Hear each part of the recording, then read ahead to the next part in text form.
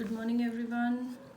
So let's start with the numerical of weighted average profit first of all. Then I'll do one or two question of super profit method also. So I'm taking question number 16 which is under the heading weighted average profit method when past adjustments are made. Why I'm taking this question? Because some adjustments are there which make some difficulty to solve. So I'm taking this one. So the question number 16, let's start reading. Calculate goodwill of the firm on the basis of 3-year purchase of the weighted average profit of last 4 years. First of all question में आपको क्या given है, number of year of purchase given है, उसको underline कर लीजिए ताकि आपको क्वेश्चन सॉल्व करते हुए दोबारा क्वेश्चन रीड ना करना पड़े to find this out. Okay, profits for last 4 years has been given and for 2017 the profit is 25,000, 18 के लिए 27,000, 19 के लिए 46,900 and 2020 के लिए 53,810. तो 4 years की profits आपको given है. Then weights is also assign. मैंने कहा था वेटेड एवरेज प्रॉफिट मेथड है तो weight must be given in your question. तो weighted assign is 2017 it is 1, 2018 it's 2, 2019 3, 2020 4. Okay, so some adjustments are there, 1, 2 and 3 adjustment are there. First adjustment is on 1st April 2017 a major plant repair was undertaken for 10,000.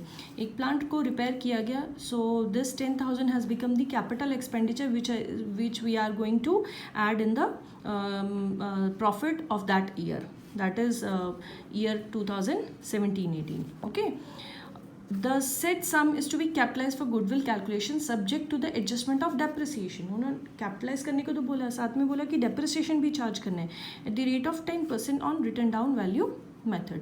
Okay, so we have to assume the value method as written down value method.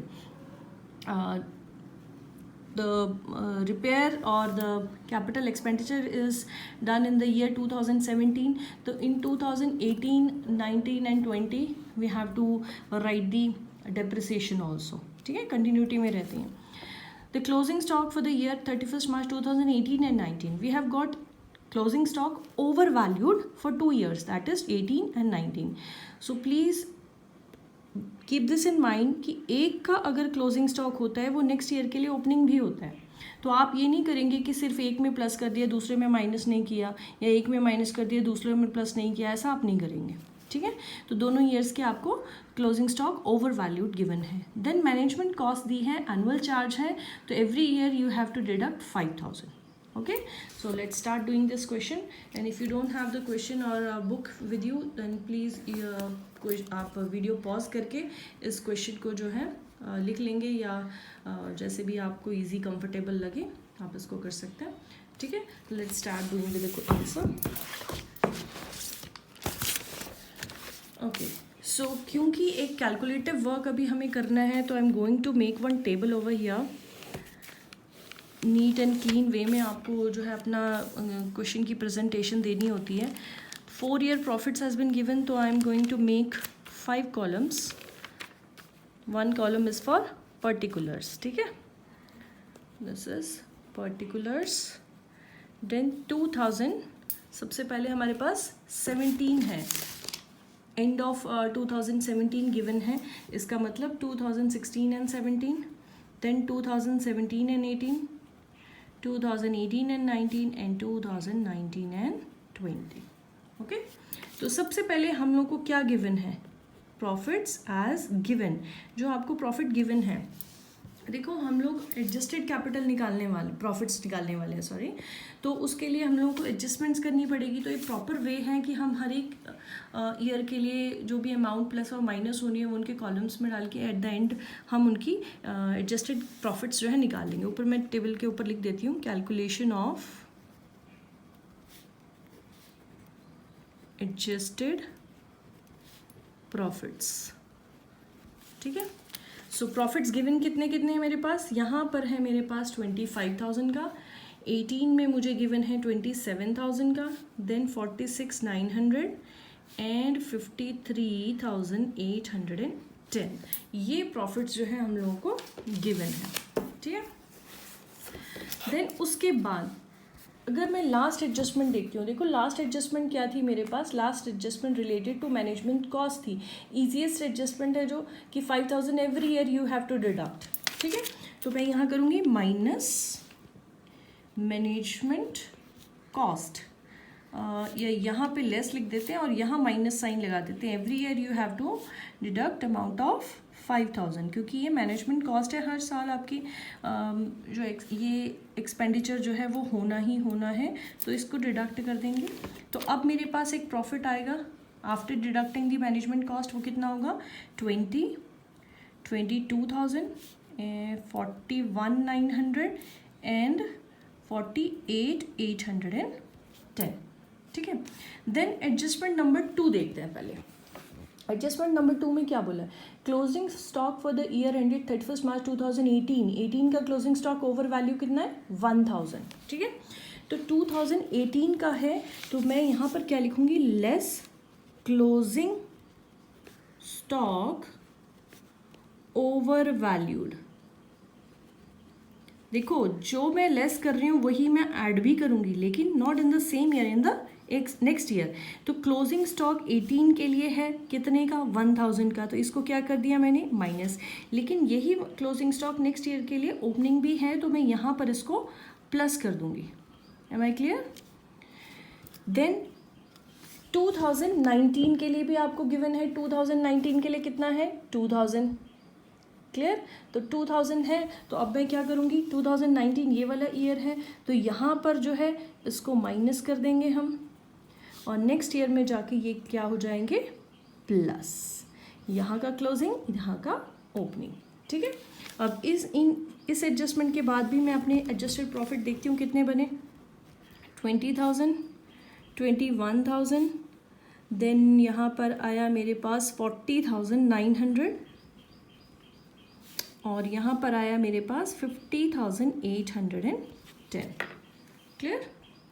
अब रह गई मेरे पास एक adjustment जो है adjustment number 1, जिसमें क्या था 1 अप्रैल 2017 को हमने एक कैपिटल एक्सपेंडिचर किया है, तो इस कैपिटल एक्सपेंडिचर को सबसे पहले हम ऐड करेंगे जिस ईयर में ये हुआ, फिर उसके डेप्रिसिएशंस को हम डिडक्ट करेंगे, ठीक है। तो ऐड कैपिटल एक्सपेंडिचर, और कितने का 10,000 का 2000 किस में था 1 अप्रैल 2017 है, 17 नहीं बोला है 1 अप्रैल बोला है, तो उस 1 अप्रैल यहाँ पर आ रही है 17-18 के फाइनेंशियल ईयर में, तो यहाँ पर हम 10,000 को क्या करेंगे add.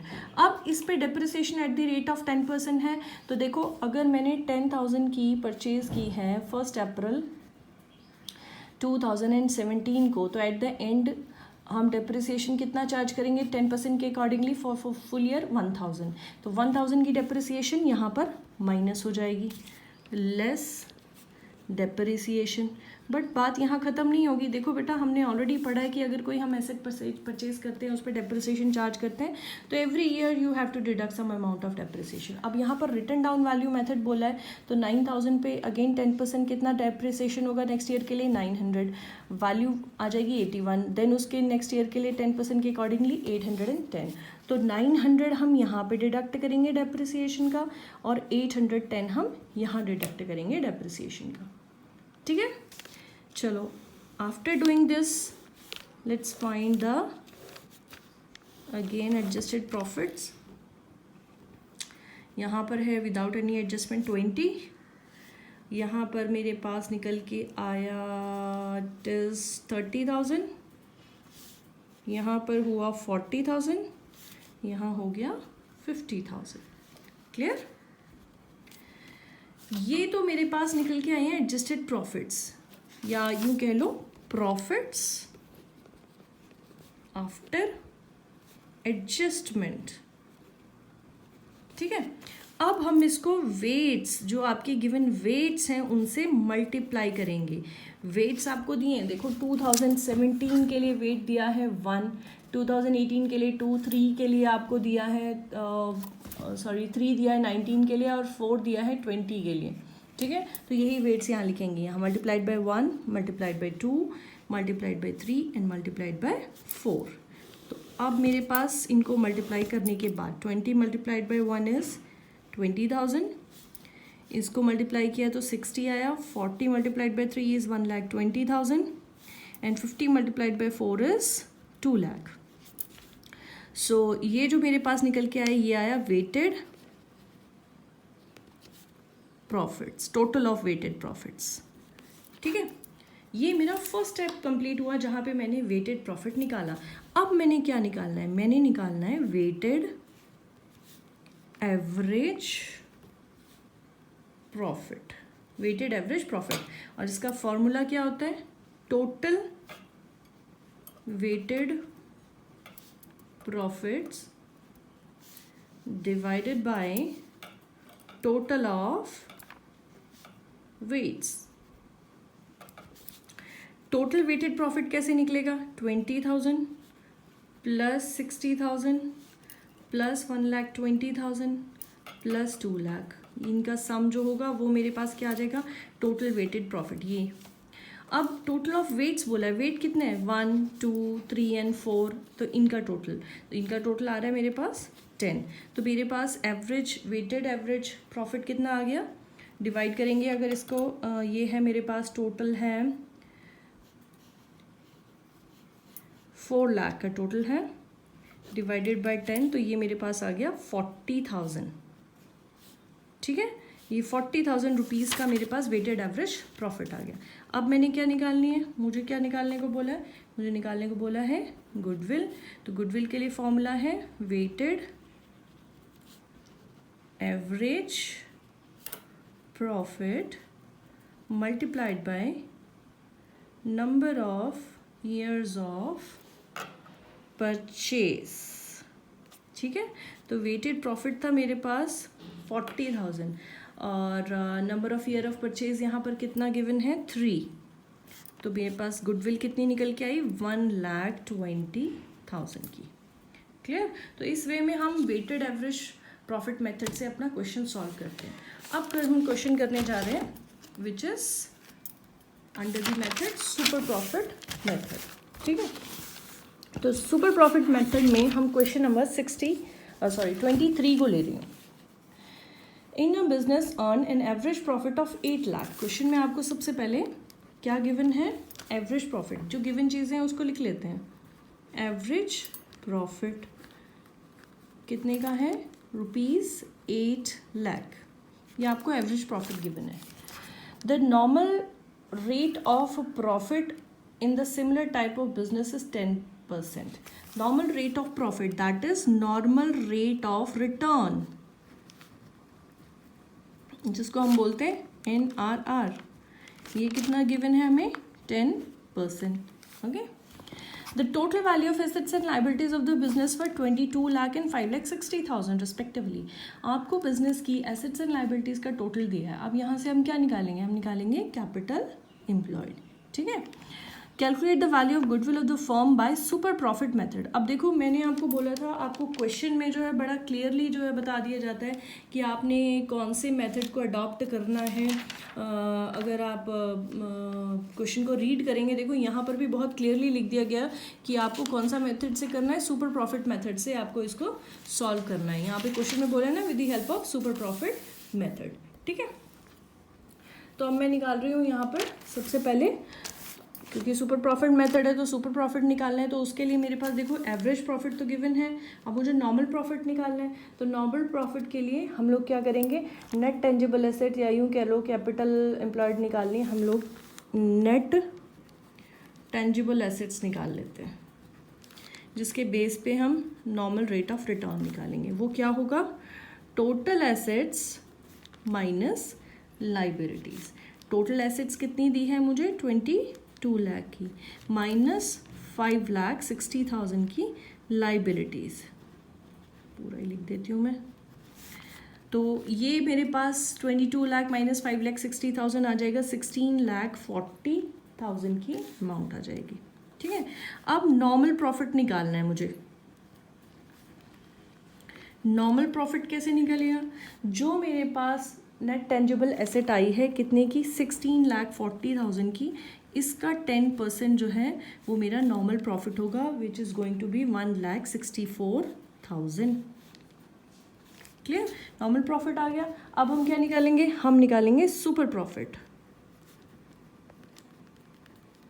Super profit, super profit का फॉर्मूला क्या होता है, एवरेज प्रॉफिट, एवरेज के साथ आप एक्चुअल भी ले सकते हो, माइनस नॉर्मल प्रॉफिट। तो एवरेज कितना था मेरे पास 8 लाख का, माइनस नॉर्मल प्रॉफिट कितना आया 1,64,000 का। तो मेरे पास सुपर प्रॉफिट निकल के कितना आ रहा है 6,36,000 का। ठीक है, ये मेरा सुपर प्रॉफिट आ गया। अब मुझे निकालना क्या है, मुझे निकालनी है गुडविल। गुडविल का प्रॉफिट क्या है मेरे पास, गुडविल का फॉर्मूला क्या है मेरे पास, गुडविल का फॉर्मूला है under this super profit method, super profit multiplied by number of years of purchase. Super profit है 6,36,000 का, number of year of purchase देखो 2.5 लिखा है यहाँ पे। ठीक है, दैट मीन्स 5/2 लिख दूंगी। तो ये मेरे पास आफ्टर कैलकुलेटिंग ये निकल के आएगा 15,90,000, ये निकल के आ गई मेरी गुडविल। ठीक है, तो दिस वे में हम एक सुपर प्रॉफिट का एक simple method simple question solve करेंगे जिसमें कोई एडजस्टमेंट नहीं थी। अब एक विद एडजस्टमेंट मैं आपको एक क्वेश्चन करके दिखा रही हूँ and it is going to be question number 29। चलो क्वेश्चन नंबर 29 में यहाँ पर अयूब एंड अमित हैं, दो पार्टनर्स एक फर्म में। दे admit Jaspal into the partnership with effect from 1 April 2020। Ayub and Amit already in partnership में हैं और जसपाल नया पार्टनर जो है उसको एडमिट कर रहे हैं 1 अप्रैल 2020 को।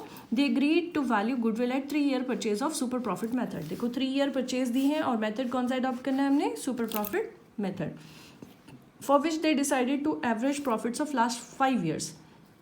अब यहाँ हमको एवरेज प्रॉफिट नहीं दिया, पिछले क्वेश्चन में एवरेज प्रॉफिट गिवन थी, यहाँ दिया नहीं है। तो इसका मतलब क्या करना पड़ेगा, मुझे एवरेज प्रॉफिट फाइंड आउट करनी पड़ेगी सबसे पहले। ठीक है, तो एवरेज प्रॉफिट फाइंड आउट करने के लिए हम लोग को ये जो गिवन प्रॉफिट्स है इसका सम करके डिवाइड करना होता है जितने नंबर ऑफ ईयर्स का प्रॉफिट गिवन है। But I can see some adjustment over here, यहाँ पर मुझे कुछ एडजस्टमेंट्स नज़र आ रही हैं, दिख रही हैं आपको। ठीक है, तो ये एडजस्टमेंट्स भी हमें साथ में करनी पड़ेगी तभी हम क्वेश्चन को सॉल्व कर सकते हैं। ओके, तो चलो फिर इस क्वेश्चन को सॉल्व करते हैं, इजी है और कुछ है नहीं। देखो यहाँ पर 2018 में 18 में 1 लाख का प्रॉफिट दिए including abnormal loss of 1 lakh, जिसमें 1 लाख का एबनॉर्मल लॉस इंक्लूड किया गया है। तो ये एबनॉर्मल लॉस को आप क्या करेंगे, प्लस कर देंगे। नेक्स्ट ईयर में एबनॉर्मल गेन दिया है, इसको क्या कर देंगे हम, माइनस कर देंगे। बस इतना सा ही काम करना और कुछ ज़्यादा प्रॉब्लम वाला तो कुछ है नहीं है यहाँ पे। ठीक है, चलो फिर करते हैं। सबसे पहले हम लोग प्रॉफिट्स जो एडजस्टेड प्रॉफिट्स निकाल लेंगे। 2016 का प्रॉफिट है 1,50,000, इसमें कोई चेंजेस नहीं है। ये कॉलम ही बना लेते हैं हम, तो ये ज़्यादा बेटर रहेगा। यहाँ पे प्रॉफिट्स लिख दिया, ये है मेरे पास ईयर और ये प्रॉफिट, ये एडजस्टेड प्रॉफिट लिख लेते हैं। ठीक है, तो इसमें कोई एडजस्टमेंट नहीं है तो यहाँ पे 1,50,000 एज इट इज़ आ जाएगा। देन 2017 के लिए मेरे पास प्रॉफिट है 1,80,000 का और इसमें भी कोई एडजस्टमेंट नहीं है तो ये 1,80,000 ऐसे ही आ जाएगा। देन 2018 में मेरे पास प्रॉफिट है 1 लाख का, लेकिन एबनॉर्मल लॉस था यहाँ पे 1 लाख का, इसका मतलब इस लॉस को ऐड करना है ना, तो प्लस 1 लाख। तो अब मेरे पास एडजस्टेड प्रॉफिट कितना आ गया 2 लाख का। ठीक है, देन 2019 में प्रॉफिट गिवन है 2,60,000 का, बट इसमें एबनॉर्मल गेन है तो -40,000, तो ये मेरे पास बन जाएगा 2,20,000 का।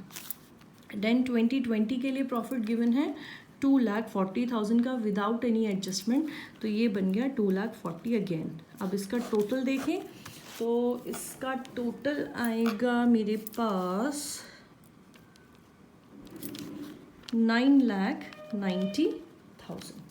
ठीक है, तो अब क्या निकालना है, 9,90,000 का मेरे पास टोटल प्रॉफिट्स आ गए। अब एवरेज, टोटल एडजस्टेड प्रॉफिट्स है, अब हमने निकालना है एवरेज प्रॉफिट। तो एवरेज प्रॉफिट कैसे निकलता है, एवरेज प्रॉफिट कैसे निकालते हैं हम लोग, ऑलरेडी मैंने आपको बताया हुआ है, total adjusted profit divided by number of years जिनके लिए प्रॉफिट 1 2 3 4 5 5 है तो 5 से डिवाइड कर देंगे, ठीक है। तो ये निकल के आया फिर 9,90,000 डिवाइडेड बाय 5, और इसको डिवाइड करेंगे तो मेरे पास निकल के आएगा एवरेज 1,98,000 की, ठीक है। तो अभी मेरे पास एवरेज प्रॉफिट निकला है। अभी मुझे आगे देखना नॉर्मल प्रॉफिट। अब देखो क्योंकि सुपर प्रॉफिट का क्वेश्चन है तो नॉर्मल प्रॉफिट तो चाहिए मुझे सुपर प्रॉफिट निकालने के लिए। The firm has total assets of 20 lakh and outside liabilities of 5 lakh as on that date, normal rate of return is 10%। देखो एज टोटल एसेट्स और लाइबिलिटीज दी है तो अगेन हम लोग क्या निकालेंगे, हमारी कैपिटल एम्प्लॉयड निकाल लेंगे। कैपिटल एम्प्लॉयड का फॉर्मूला लगा देते हैं, कैपिटल एम्प्लॉयड या यूँ कह लो टेंजिबल एसेट जो हमने निकालनी थी वो होगी टोटल एसेट माइनस लाइबिलिटीज, ठीक है। तो टोटल एसेट्स क्वेश्चन में गिवन है 20 लाख की और इसमें लाइबिलिटीज 5 लाख की माइनस करनी है, तो मेरे पास कैपिटल एम्प्लॉयड कितनी आ गई 15 लाख की। अब इसके बेस पे नॉर्मल प्रॉफिट निकालेंगे। नॉर्मल प्रॉफिट, नॉर्मल प्रॉफिट कैसे निकलेगा, जो भी मेरी कैपिटल एम्प्लॉयड है उसको नॉर्मल रेट ऑफ रिटर्न से, नॉर्मल रेट ऑफ रिटर्न से हम मल्टीप्लाई करेंगे। तो कैपिटल एम्प्लॉयड है मेरे पास 15 lakh, normal rate of return question में देखो कितना बोला है 10%, ठीक है। तो अब यहाँ पे आ जाएगा 10/100, तो ये मेरे पास कितना निकल के आया 1,50,000 का मेरे पास क्या हो गया नॉर्मल प्रॉफिट। अब नेक्स्ट स्टेप में क्या निकलेगा सुपर प्रॉफिट। सुपर प्रॉफिट का फॉर्मूला क्या है, एक्चुअल या average profit minus normal profit. तो एक्चुअल था मेरे पास 1,98,000, इसमें से नॉर्मल 1,50,000 हमने माइनस किया तो मेरे पास अमाउंट आएगी 48,000 का सुपर प्रॉफिट, ठीक है। निकालना क्या है, सिर्फ सुपर प्रॉफिट थोड़ी निकालना है, हमने तो गुडविल भी निकालनी है। तो गुडविल का फॉर्मूला है super profit multiplied by number of years of purchase, ठीक है। तो सुपर प्रॉफिट कितना है मेरा 48,000 multiplied by number of year of purchase, जल्दी से देखें 3, ठीक है। तो 3 से मल्टीप्लाई कर देंगे, ये मेरे पास निकल के आएगी गुडविल 1,44,000 की, ये मेरी आ गई गुडविल, ठीक है। तो इस वे में आपने क्वेश्चन जो है सॉल्व करने बहुत इजी हैं, इसके सारे क्वेश्चंस आप सॉल्व करेंगे। कोई भी प्रॉब्लम आती है आप कमेंट सेक्शन में भी लिख सकते हो, आपके पास मेरा पर्सनल नंबर है, आप उस पर मुझे कॉल कर सकते हो, ठीक है।